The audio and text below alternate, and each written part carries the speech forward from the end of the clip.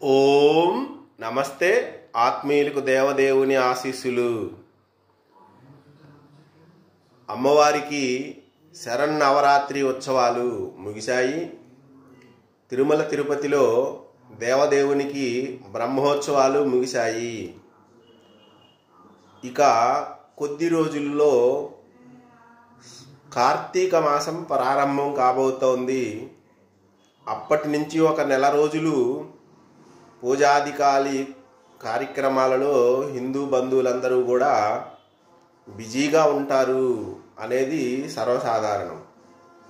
ఈ మధ్యలో ఉన్న ఈ 10 రోజుల విరామ సమయంలో మనమందరం కూడా ధర్మాన్ని తెలుసుకుందాము, ధర్మ సూక్ష్మాలను తెలుసుకుని మన జీవితంలో ఆచరించడానికి ప్రయత్నం చేయాలి. ఈరోజు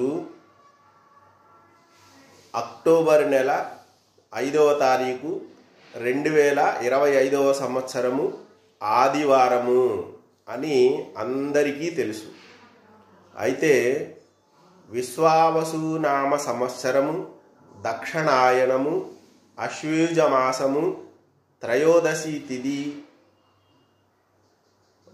శతభిష నక్షత్రము అన్న ఈ విషయము చాలామందికి తెలియకపోవచ్చు.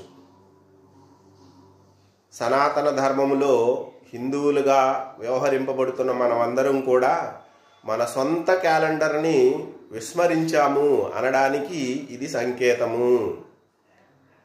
మనకు సంస్కృతము తెలుగు కలిపిన అంశాలుగా 12 నెలల పేర్లు ఉన్నాయి, సంవత్సరాల పేర్లు ఉన్నాయి.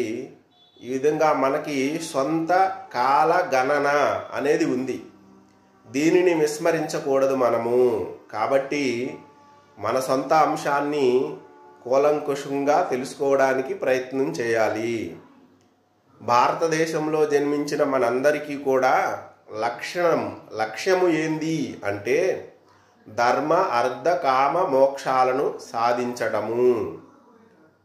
చూడండి, ధర్మము మొదలు మోక్షము చివరా ఉంది. ముసలితనంలో మోక్షం గురించి ప్రయత్నం చేద్దాములే అనుకోవడం అనేది పొరపాటైన అంశము. ధర్మమునకు వ్యతిరేకం కాకుండా అర్థము కామము ఉండాలి.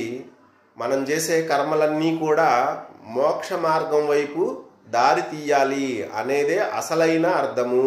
ఇది గ్రహించాలి.